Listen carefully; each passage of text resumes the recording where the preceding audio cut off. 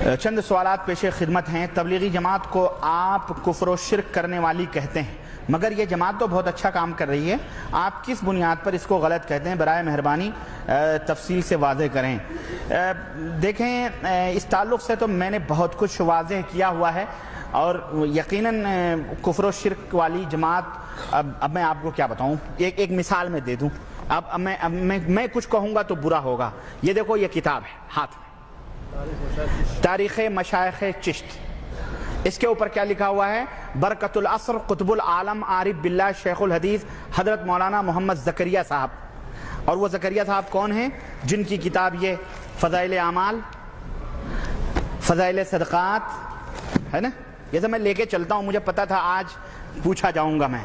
یہ فضائل اعمال، یہ سب ہے، مجھے پتا ہے، سمجھ رہے ہیں؟ یہ کتاب ہے۔ اچھا جناب علی، آئیے اس کے حوالے سے میں ایک مثال دیتا ہوں۔ میں زیادہ نہیں، کہتے ہیں نا کہ باپ، یعنی اگر کسی کے خاندان کو دیکھنا ہو تو باپ کو دیکھ لو، پتہ چل جائے گا، ہے کہ نہیں؟ تو جناب علی، یہ دیکھو، زکریا صاحب باپ ہیں تبلیغی جماعت کے۔ ان کتابوں کو جو بانٹے ہوئی ہیں، ان کا عقیدہ میں بتاؤں۔ یہ دیکھو، اللہ آپ کو بھلا کرے۔ یہ کہتے ہیں، کہاں ہے بھائی؟ یہ دیکھو، صفحہ نمبر 234 ہے نا، جس کو یقین آئے وہ آ کے بعد میں دیکھ لے گا۔ کہتے ہیں کہ حافظ محمد ضامن شہید، انہوں نے مجمع عام میں اپنا خلیفہ بنایا اور ہم لوگوں کو بھی مجاز کیا۔ اس کے بعد حضرت بیمار ہوئے، آپ نے فرمایا مجھے میرے وطن جھنجھانا لے چلو۔ جب لوہاری سے آپ کی پالکی تھانہ بھون پہنچی تو میانہ مسجد کے پاس ٹھہرایا۔ حاجی امداد اللہ مہاجر مکی، جو پورے رشید احمد گنگوئی، اشرف علی صاحب تھانوی، قاسم نانوتوی، ان سب کے پیر اعلیٰ حضرت ہیں، یہ ان کا بیان زکریا صاحب نوٹ کر رہے ہیں، کیونکہ ان کے پیر حافظ محمد ضامن شہید تھے، ان کا واقعہ ذکر کر رہے ہیں حاجی امداد اللہ مہاجر مکی کے حوالے سے۔ تو حاجی صاحب جو تھے وہ اکیلے تھے، انہوں نے حضرت کی چارپائی پکڑ کر کے کہنے لگے کہ جب حضرت نے فرمایا کہ اب تو میرا پیام سفر آخرت آ گیا ہے، اب میں مرنے والا ہوں، تو حضرت نے ان کی پالکی پکڑ کر حضرت رونے لگے۔ حضرت حاجی امداد اللہ مہاجر مکی جو پیر ہیں وہ رونے لگے، تو حضرت نے تسلی دی، فرمایا فقیر مرتا نہیں، فقیر مرتا نہیں، بلکہ ایک مکان سے دوسرے مکان میں انتقال کرتا ہے۔ فقیر کی قبر سے وہی فائدہ ہوگا جو ظاہری زندگی میں ہوتا تھا۔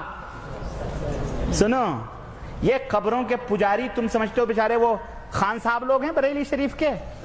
ارے یہ شیخ لوگ بھی ہیں، یہ شیخ صدیقی لوگ ہیں، ادھر خان صاحب ہیں، ادھر شیخ لوگ ہیں۔ خان اور شیخ اور پٹھان کی لڑائی ہے یہ بیچ میں، اور کچھ نہیں، یہ دونوں سب ایک ہیں۔ سنو آگے، سنو آگے۔ کہتے ہیں بہرحال وہ مر گئے، دفن کرور دیا گیا۔ یہ عقیدہ بتلایا جا رہا ہے کہ جو بزرگ ہوتے ہیں، جو زندگی میں فائدہ ہوتا ہے، وہی بولو مرنے کے بعد میں بولو۔ یہ امام ابو حنیفہ کا عقیدہ تھا۔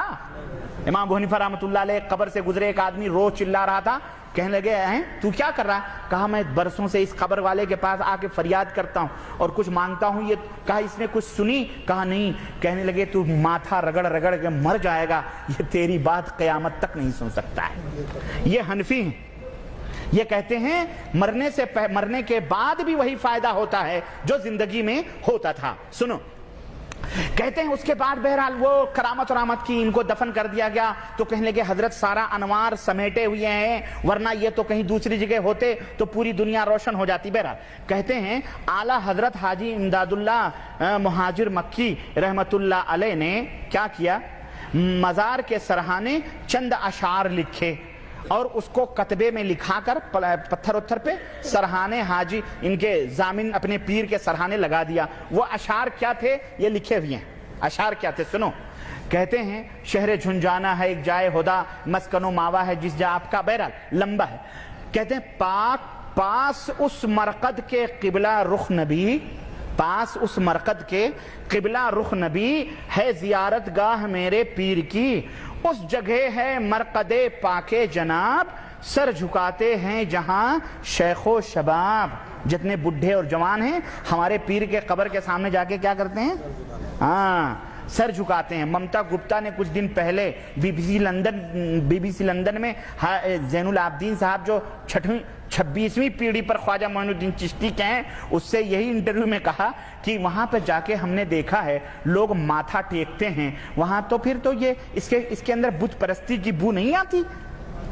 تو کہا نہیں نہیں نہیں نہیں، یہ تو ایسے ہی ہے جیسے گرو دکشنا لیتے ہیں، ہندو لوگ اپنے گروؤں اور سادھوؤں کے پیروں کو چھوتے ہیں، گرو دکشنا لیتے ہیں، ایسے بھی ہم لوگ جا کے مزاروں کو گرو دکشنا لیتے ہیں، وہاں بھی جا کے سروں کو جھکاتے ہیں۔ یہ دیکھیں کس طرح سے وہاں میرے پاس وہ ریکارڈ موجود ہے، اور لوگوں نے سنا ہوگا، B B C London Mamta Gupta بہت چبھتے ہوئے سوالات کرتی ہے اور لا کے اینڈ پہ چھوڑتی ہے اس طرح سے، شیعہ تک انہوں نے کہلوایا یہ شیعہ ہے، کہلوایا ہے اس نے، اور وہ سب ریکارڈنگ موجود ہے، میں دکھاؤں گا۔ سنو، کہتے ہیں جس کو ہو، اب یہ سنو، یہ کفر سنو، یہ کفر، تم کہتے ہو نا کہ یہ تو کفر و شرک سے ڈانڈے کہاں ملتے ہیں، سنو، جس کو ہو شوق دیدار خدا، جس کو ہووے شوق دیدار خدا، ان کے مرقد کی زیارت کو وہ جا۔ استغفر اللہ۔ یہ تبلیغی جماعت کے سرخیل برکت العصر یہ لکھا ہوا ہے۔ اللہ ایسی برکت سے امت کو محفوظ رکھے۔ یہ برکت ہے، یہ برکت ہے، یہ کفر برکت ہے، یہ برکت تو اچھی چیزیں ہوتی ہیں، یہ کفر تو سنو، کہتے ہیں کہ یعنی پیرو مرشدو مولا میرے حضرت نور محمد نیک پہ، اعتقاد دل سے جو جائے وہاں، اعتقاد دل سے جو جائے وہاں، اس پہ سب اسرار باطن ہو عیاں، جتنے بھی راز کی چیزیں ہیں سب کھل جائیں، اور دیکھتے ہی، سنو یہ سنو، دیکھتے ہی اس کے مجھ کو ہے یقین، اس کو ہو دیدار رب العالمین۔ استغفر اللہ۔ یہ میری کتاب نہیں ہے، مجھے کیوں الزام دیتے ہو؟ مجھے الزام مت دو، آئینے تجھ خود ہی بتا، ان کا تو ہمراز ہے تو، یہ کتاب خود بتلاتی ہے۔ میرے عزیزو، اگر کوئی آدمی نمازی ہو، پرہیزگار ہو، سخاوت کرنے والا ہو، سیٹھ ہو، سب کچھ ہو، ٹھیک ہے، غریبوں یتیموں بیواؤں کی مدد کرنے والا، لیکن وہ تھوڑی سی شراب بھی پی لیتا ہو تو اسے شرابی نہیں کہو گے؟ بولو، شرابی نہیں کہو گے؟ کہو گے یار یہ شرابی ہے، ہمیں نمازی ہے، پرہیزگار ہے، سب کچھ۔ بے عین ہی اسی طرح سے نماز ہے، روزہ ہے، تقوی ہے، طہارت ہے، سب ہے، ٹھیک ہے، لیکن شرک ہے۔ کیا ہے؟ شرک ہے، شرک۔ اور شرک ایک ایسا کینسر ہے اور ایک ایسی بلا ہے، انہ من یشرک باللہ فقد حرم اللہ علیہ الجنہ۔ خلاص، تم نماز، روزے، حج، زکوٰۃ، سب تقوی، طہارت، اللہ یہ نہیں دیکھے گا، فجعلناہ ھباء منثورا، اللہ اسے ریت کے ذروں کی طرح اڑا دے گا۔ کہاں ہو تم؟ اللہ کے ہاں ان اعمال کی کوئی اہمیت نہیں ہے، اگر اہمیت ہے تو توحید کے بعد ہے۔ جس کے دل شرک بت کدا بنے ہوئے ہوں، جو یہ عقیدے رکھتے ہوں کہ مرنے کے بعد قبروں سے وہی فائدے ہوتے ہیں جو زندگی میں ہوتے ہیں، تو بتاؤ خان صاحب گروپ کو کیوں تم برا کہتے ہو؟ کیوں انہیں مشرک کہتے ہو؟ کیوں قبر پرستی کے اوپر لعنتیں بھیجتے ہو؟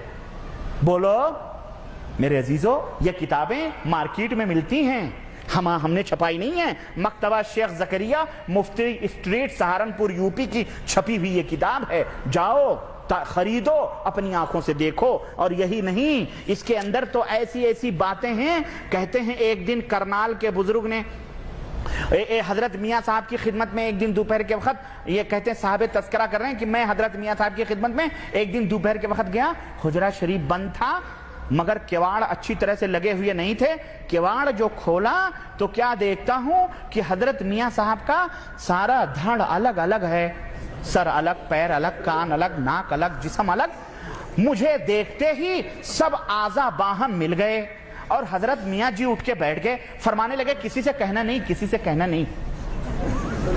یہ اعلیٰ حضرت کے پیر صاحب تھے، اور یہ اعلیٰ حضرت امداد اللہ مہاجر مکی کون ہیں؟ یہ حضرت زکریا، حضرت اشرف علی صاحب تھانوی، قاسم نانوتوی، رشید احمد گنگوئی، یہ سب کے پیر ہیں۔ اب بتاؤ، اب لے جاؤ یہ کتاب، دیکھو، پڑھو، میں کیا کہوں؟ میں کیا کہوں؟ اب اس پہ بھی اگر آپ کی آنکھیں نہ کھلیں تو میں نہیں سمجھتا ہوں، پھر یہی ہے کہ انک لا تہدی من احببت ولکن اللہ یہدی من یشاء، اللہ جسے ہدایت دینا چاہے وہی دیتا ہے، ورنہ ہدایت نہیں ملتی۔ بہرحال یہ تو جواب آپ کا ہو گیا جناب علی۔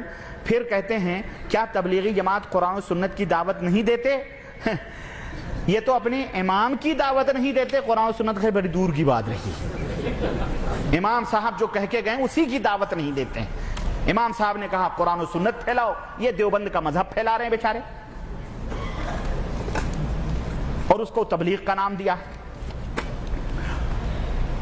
تو کیا اتنی دین کی محنت سب بیکار ہے؟ ہاں بھائی، شرک کے بعد سب بیکار ہی ہے.